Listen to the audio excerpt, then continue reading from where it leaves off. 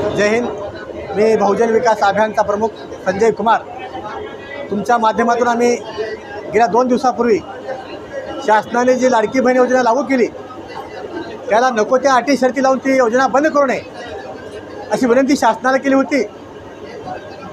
तत्कालीन महिला बाल कल्याण मंत्री आदरणीय आदित्यताई तटकरे यांनी काल जाहीर केलं की योजना कदापि बंद होणार नाही, नको त्या शर्ती अटी लावल्या जाणार नाहीत अशी त्याने पेपरला वृत्तपत्राला प्रसिद्धी माध्यमाला जाहीर केल्यामुळं आम्ही त्याच्या निर्णयाचं स्वागत करतो, कारण त्यांनीच तो निर्णय घेतलेला आहे आणि त्या निर्णयातून ठाम राहिल्यामुळं आता भावी काळामध्ये ते मंत्री देखील होतील त्याच विभागाच्या।